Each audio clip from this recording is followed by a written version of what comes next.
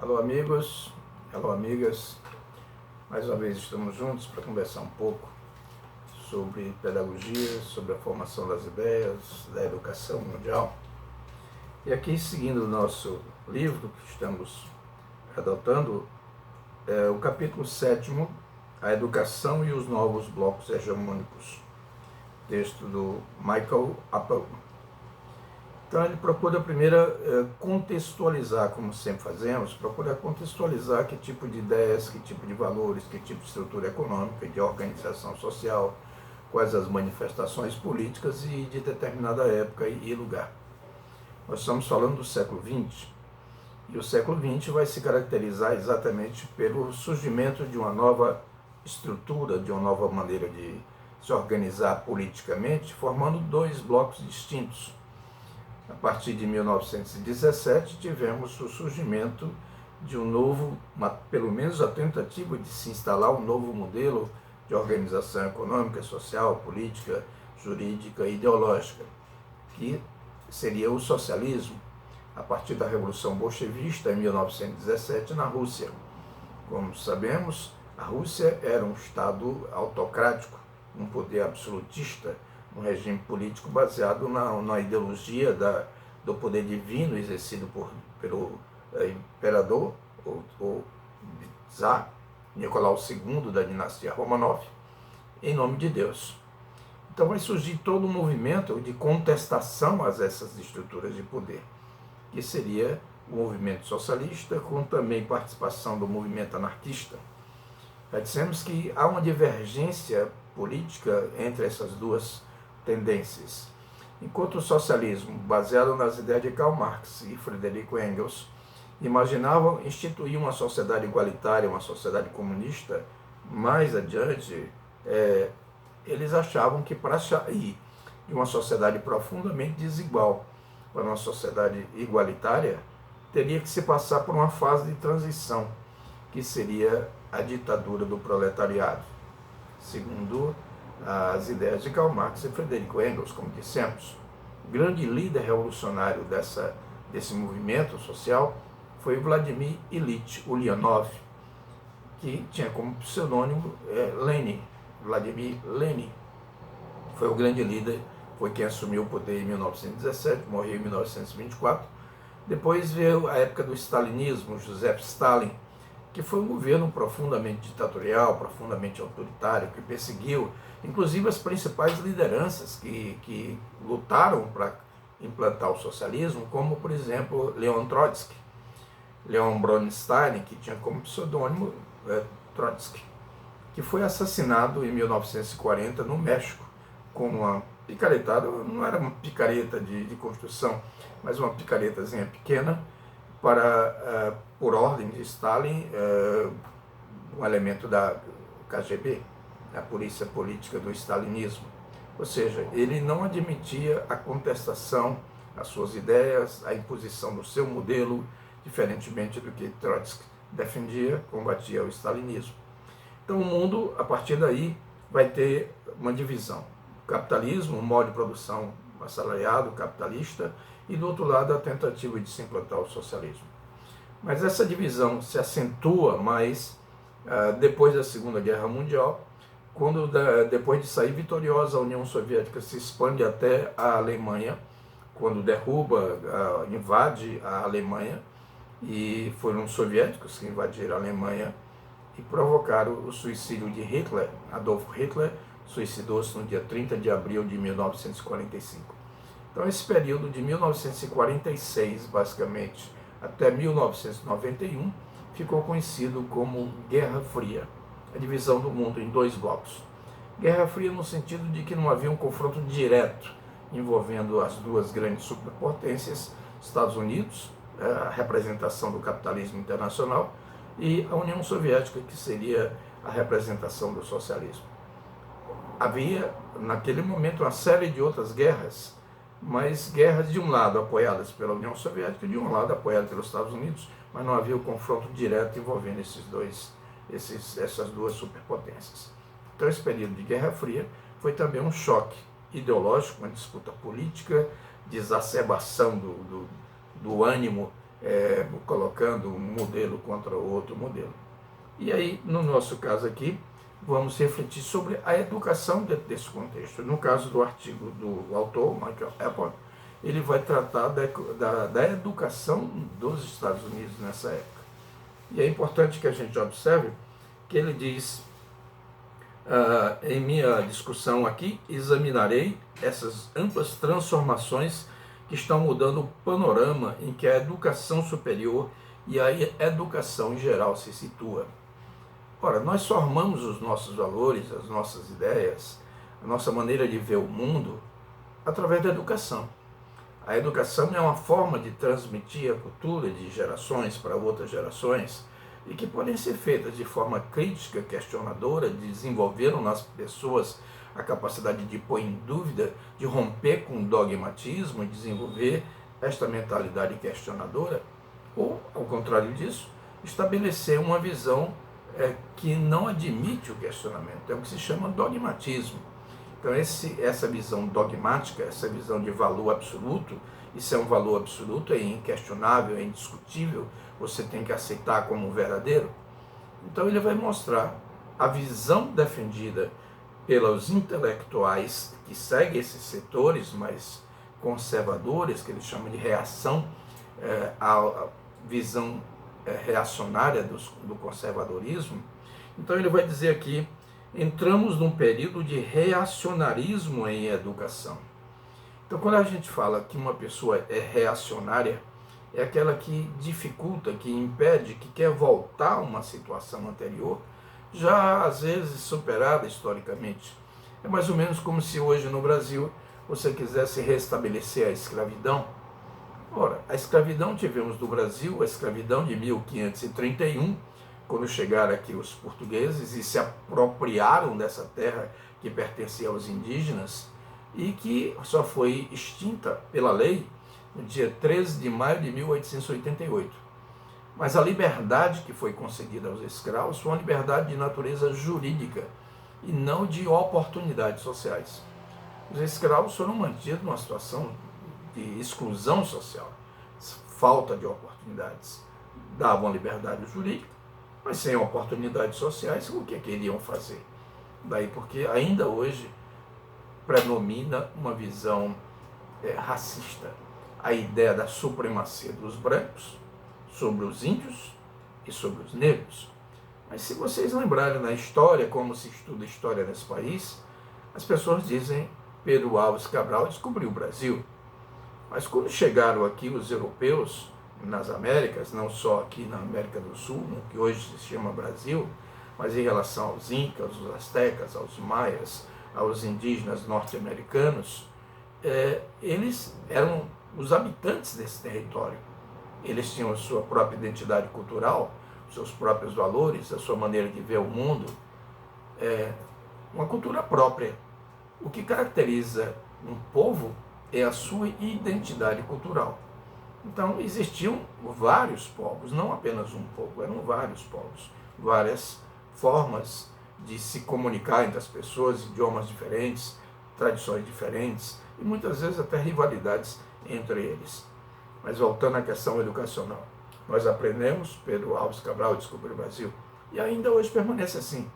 Isso caracteriza o que se chama ideologia. Você pega a ideia do dominador e faz com que o dominado assimile aquilo como um valor inquestionável. Aquilo é uma verdade. Embora não seja, como é que se pode ter descoberto uma terra habitada por milhões de pessoas? E depois, a partir de 1531, quando os portugueses aqui se instalaram, eles procuraram trazer para o Brasil o trabalhador escravo africano, o negro. E como justificar isso? Ideologicamente.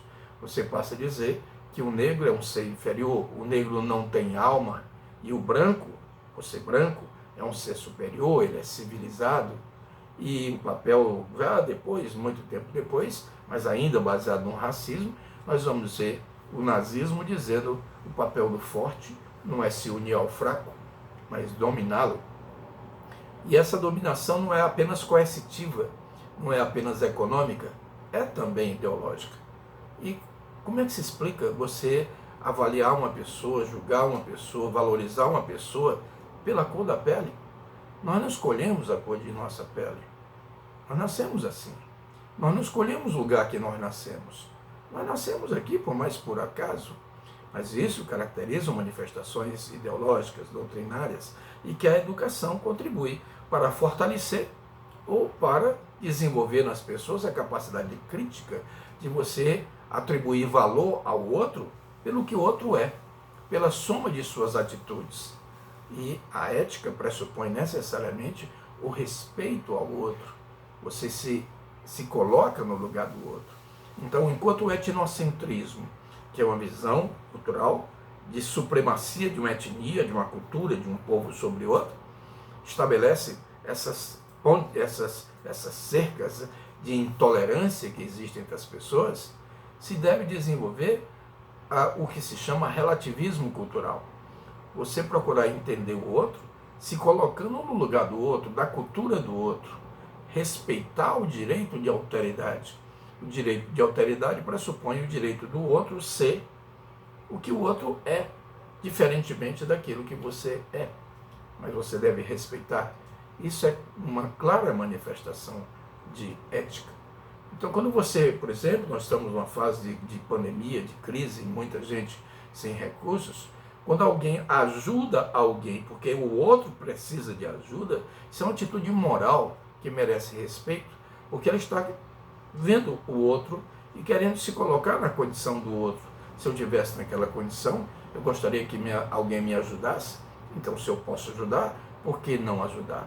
Eu não estou querendo fazer do outro um meio para eu obter algum tipo de vantagem. Isso é uma atitude moral, isso é uma atitude ética. Mas se você vê o outro como forma de levar algum tipo de vantagem, faz uso do outro, isso não é uma atitude ética, não é uma atitude moral. Porque você está querendo se beneficiar, olha, eu fiz isso, eu ajudei isso, então vota em mim. Você está fazendo uma atitude política eleitoreira. Você quer se eleger. Não é uma atitude política no sentido de que ética e política fazem parte de uma unidade. Se você é um cidadão ético, você é também um ser político. E se você é político, pressupõe uma atitude ética, o respeito ao outro. Quando Aristóteles dizia o homem é o animal político, ele quer dizer que o homem não vive só. O homem vive em comunidade. O homem se realiza interagindo com os outros. E qual é a finalidade? Porque a ética aristotélica é uma ética teleológica, vem de telos. Telos, fim, objetivo, finalidade. Ou seja, a finalidade da vida de cada um de nós é encontrarmos a felicidade e nela permanecermos. É importante que a gente pense assim. Então, a maneira como se educa, quais os valores que são instituídos, nós temos que observar o contexto histórico. Não podemos isolar a maneira de educar com a maneira de viver e com a base econômica. Já disse a vocês que tivemos no Brasil, durante séculos e séculos, uma quantidade imensa de analfabetos. A maioria da população brasileira era constituída por analfabetos. E como é que se explica isso? É porque não havia nenhum interesse em alfabetizar as pessoas. Queria pessoas, o dominante, queria pessoas para trabalhar. Os abraços fortes. Mas trabalhar em quê? Ora, se a base econômica era a agricultura, iria se trabalhar no campo. E para se trabalhar no campo, você precisa de braços com enxada. Hoje, precisa de mais capacidade de dirigir um trator, manipulá-lo, usar a tecnologia.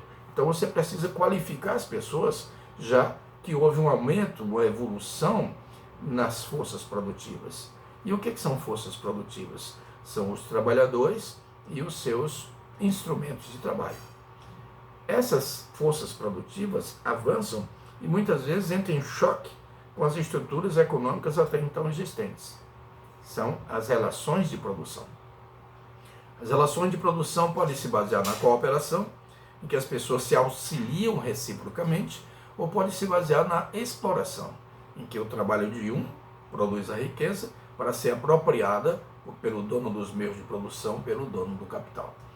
Então a sociedade se torna profundamente desigual e por essa desigualdade extrema nós vamos ter um acirramento dos conflitos em que se envolvem os diversos segmentos que compõem a sociedade. E se vocês olharem para o Brasil hoje, nessa fase de pandemia, você vai ver filas imensas. São milhões de pessoas que estão à margem, que estão excluídos de oportunidades sociais. E, evidentemente, numa proximidade tão grande das pessoas, da aglomeração, pelas próprias condições sociais em que vivem, a pandemia se expande, se propaga mais. E é claro que o número de pessoas nessas condições, a quantidade de pessoas que vão ser acometidas pela doença, pelo vírus, vai ser muito maior do que as pessoas que têm condições de se isolar.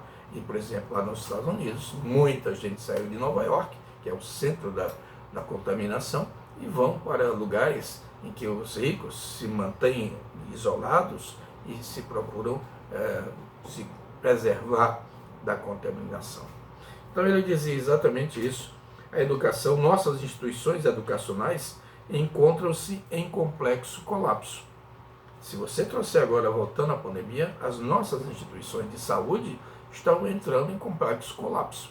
O que significa isso? A pessoa está doente, precisa de assistência, precisa de leitos, precisa de condições para enfrentar a doença, mas não existe. E você pode até encontrar pessoas ricas, pessoas que têm dinheiro, que têm condições de pagar, mas não tem mais equipamentos, nem mão de obra qualificada, médicos, enfermeiros, pessoas que possam dar assistência. Então aí você observa a mesma coisa aqui em termos educacionais, segundo aqui o autor. Altas taxas de evasão, alfabetização funcional. O que você diz que uma pessoa analfabeta funcional?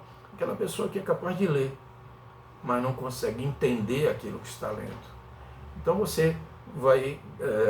o Max Weber chama, por exemplo, de pedagogia de treinamento, ao contrário de desenvolver nas pessoas a capacidade de entendimento, de compreensão do mundo, ter uma visão mais ampla, uma visão holística da realidade.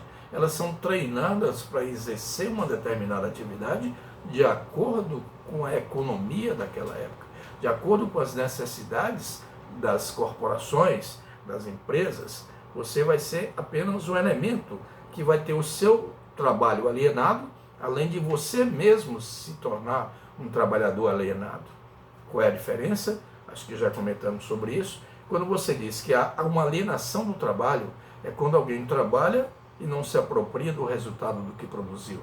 E quando você diz que o trabalhador é alienado, é quando ele não se identifica com o resultado do que está fazendo.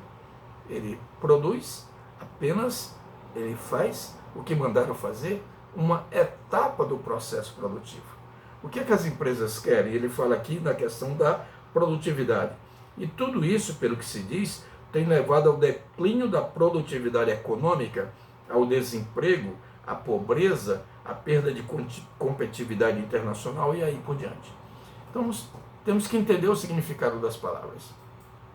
Há uma diferença de produção e produtividade. Produtividade é puramente quantitativo. Produtividade é o melhor aproveitamento do tempo ou do espaço na atividade produtiva. Então eu posso ter o aumento da produção sem que tenha o aumento da produtividade. Se eu produzo 10 apagadores em 10 horas, a minha produção foi de 10 apagadores. E a minha produtividade foi de 1 apagador por hora. Ora, se eu aumentar a produção para 12 apagadores, mas se eu aumentei o tempo de trabalho, a minha produção aumentou 20%, mas a minha produtividade continua a mesma, 12 apagadores em 12 horas. A produtividade, como eu disse, seria o melhor aproveitamento do tempo. Como se aumenta a produtividade? Ora, se você passa a produzir 10 apagadores em menos tempo, em 8 horas, a sua produtividade aumentou. Pode ser também em termos de espaço. Você pode ter 10 hectares de terra, você pode ter 5 hectares de terra. Naqueles 10 hectares você produziu 100 sacas de milho, e nos 5 hectares você produziu 70 sacas de milho. A produção 100 é maior do que a produção 70, mas a produtividade dos 5 hectares superou a produtividade dos 10 hectares, porque é a metade do espaço. Você aproveitou melhor o espaço. Então, no caso da educação também, veja que a preocupação dele é que seja uma educação particular, que seja privada, que seja voltada para o capital, para a lucratividade da empresa e não para a qualificação, para a aprendizagem de seus alunos, mas para ganhar dinheiro. Então aí ele vai estabelecer que se torne uma cultura, que se retorne a uma cultura comum, que as escolas se tornem mais eficientes, mais a cargo do setor privado. Evidentemente, ele está falando aqui da educação dos Estados Unidos da América. Diferentemente do Brasil, eles não têm uma educação pública gratuita como nós temos aqui nas universidades federais e estaduais. Então a preocupação é você trabalhar, ter condições de ganhar dinheiro para poder pagar a sua educação privada. E aí ele diz mais, façamos isso e os nossos problemas serão resolvidos. É o pensamento dele. Por atrás disso, veja o que o autor diz. Há um ataque às normas e valores igualitários. Não se quer uma educação pública e gratuita para todos, que ofereça às pessoas que não tiveram oportunidades de nascer de famílias ricas e que nasceram em condições precárias, materiais, econômicas, sociais, de terem oportunidade. E como é que conseguiriam essa oportunidade? Através da educação. Você se educando, você se qualificando, você se preparando para conquistar um espaço dentro da estrutura social. A estrutura social é representada por uma pirâmide, o papel em que o indivíduo ocupa naquele espaço social. Então você pode ter nascido numa condição subalterna, uma condição de exclusão social, mas pela educação, pela sua qualificação, pelo seu esforço, pela sua dedicação, você pode evoluir, em tese, evoluir dentro dessa estrutura social. Então ele diz mais, apesar de estar oculto sob a retórica brandida pelos críticos, o excesso de democracia cultural e política é, em essência, visto como uma das maiores causas do nosso declínio econômico e cultural. Veja o que se diz, excesso de democracia, como se democracia tivesse um excesso. Então, ao contrário de você fortalecer o regime político democrático, que possibilita a todos os cidadãos o direito de manifestar-se através do seu voto, fazendo uso da argumentação, do convencimento, no sentido de conseguir pessoas que possam entender o mundo sobre a ética e sobre a ótica da grande maioria da população constituída por trabalhadores. Ou você pode, através dos meios de comunicação, manipular as pessoas e levar muitas vezes o pobre a pensar pela cabeça do dominante. Ele, dominado, ajuda o dominante a dominá-lo, ao se submeter a essa influência ideológica que exerce sobre ele, sobretudo através dos meios de comunicação. Então aí ele diz mais, aqui a questão do excesso de democracia, nosso declínio econômico e cultural, uma das maiores causas, aquilo que em essência, a essência é o que faz com que a coisa seja aquilo que é. Eu sou, em essência, um ser humano. Acidentalmente eu sou brasileiro. Por acaso eu sou professor.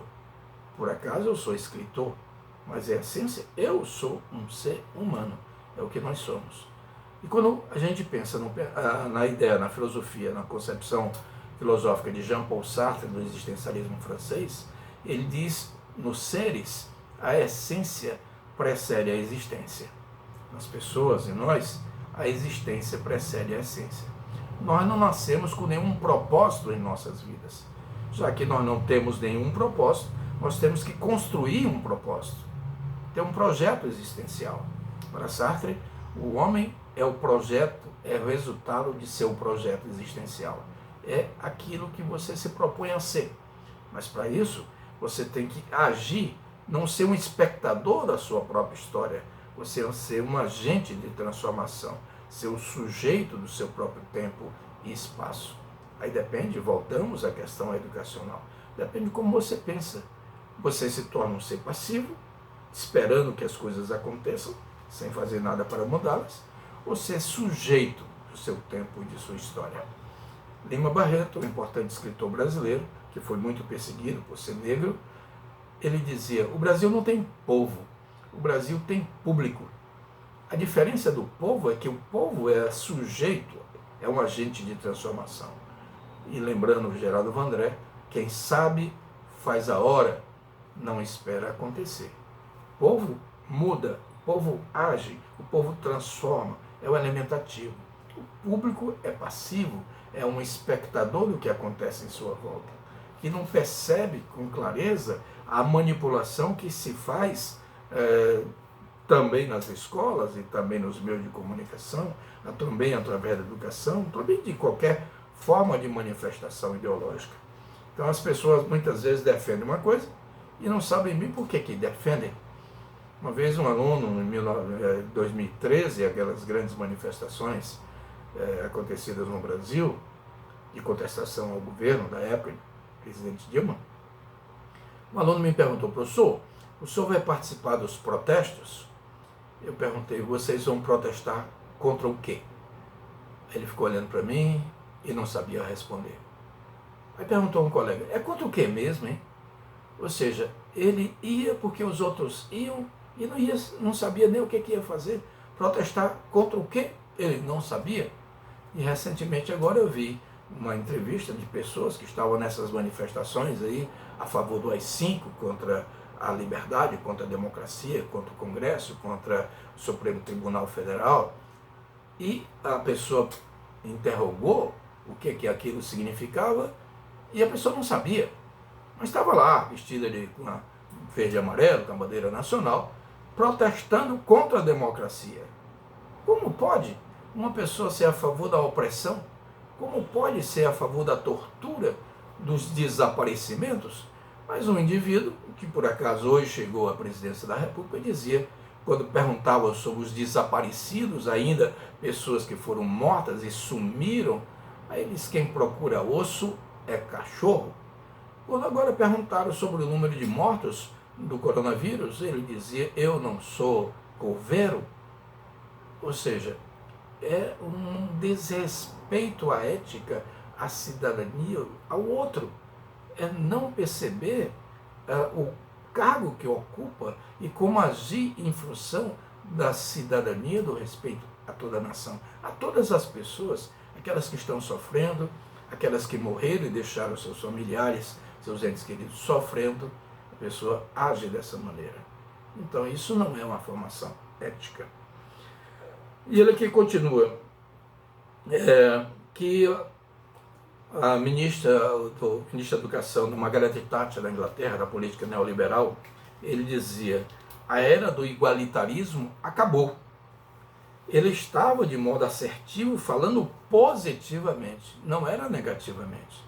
Ele achava que o fato de você acabar com a educação que possibilitasse pessoas humildes, carentes, excluídas, que viessem a ter oportunidades, teria que acabar com isso. Você teria que criar uma sociedade voltada para a elite, formar as elites para dominar, e não pessoas para participar por sua capacidade, para desenvolver as suas potencialidades do processo educacional do país, transformando o país, formando um país melhor. Mas para isso precisa ter consciência da necessidade das pessoas se engajarem nesse processo de transformação. Ele diz mais ainda: a ameaça aos ideais igualitários que esses ataques representam geralmente não é completamente explicitada, uma vez que são frequentemente expressos no discurso da melhora, da competitividade, dos empregos, dos padrões e da qualidade, num sistema educacional que é visto como em crise total. Veja que a preocupação, a competitividade é típica e característica do capitalismo. Você competir, ao contrário de você unir as pessoas para que elas sejam aliadas, que trabalhem juntas, que cooperem. Os processos sociais podem ser associativos ou dissociativos. Os processos associativos são aqueles que aproximam as pessoas, que unem as pessoas. Os dissociativos são os que separam, entre os quais a competição, a concorrência e o conflito. E a exacerbação do conflito vai provocar guerras. E nessas guerras milhões de pessoas morrem. Ao contrário de você cooperar, que as pessoas se unam, cooperem umas com as outras, existe o processo de assimilação, de acomodação, de assimilação, são processos sociais. Em que mundo nós estamos vivendo? Que mundo nós queremos criar? Um mundo competitivo que uma nação acha que os equipamentos para salvar pessoas devem salvar apenas americanos. Foi o que aconteceu com o avião que trazia equipamentos médicos para o Brasil, que o presidente americano não quer saber que outras pessoas se salvem, só os americanos devem se salvar. Isso é uma competição absolutamente indecente. Isso não representa ética, não tem o menor respeito pelo outro, pelo direito do outro, ter oportunidade de se sobreviver. Apenas eles acham que podem, os outros não podem. Então é um tipo de mundo que nós estamos vivendo. E é fundamental que a gente entenda o que representam as ideias. E nós vamos, nas próximas aulas, falar na partir da página 114, dos neoliberais, e numa outra aula vamos falar, ainda seguindo o livro, vamos falar na postura dos conservadores. Nós temos os neoliberais, depois temos o neoconservadorismo e, por último, o populismo autoritário. É o que a gente está vendo, populistas autoritários. O populismo é a manipulação das pessoas, mexendo com a emoção dessas pessoas. Você pega, por exemplo, eu estou do lado do povo, o povo que deve governar, e não explicita muito bem o que povo é esse que se está falando. O que houve no fascismo na Itália, que foi de 1922 até 45, do nazismo de 33 a 45, a manipulação das pessoas, a exaltação da emoção descontrolada. Resultado disso, 50 milhões de pessoas morreram. Isto é a manipulação das pessoas através do ódio. A paz enfraquece, a guerra fortalece, o ódio une. Nelson Mandela dizia, as pessoas não nascem odiando, as pessoas aprendem a odiar. Mas se as pessoas aprendem a odiar, elas podem também aprender a amar. E a educação tem um papel importante nesses dois sentidos. Uma educação para o ódio ou educação para o amor. Onde é que você se coloca? Em que mundo você quer estar? Que mundo você quer para os outros, para aqueles que virão depois de você? Então a ética pressupõe temporalidade. Você tem que amar as pessoas que nem nasceram ainda, mas um dia vão nascer. Ou espacialidade, pessoas que nasceram no outro canto, diferente do seu, mas são seres humanos, em essência, seres humanos que merecem viver com dignidade. Todas as pessoas. Muito obrigado, fiquem em casa, se cuidem, a pandemia é grave, vamos nos cuidar. Até a próxima.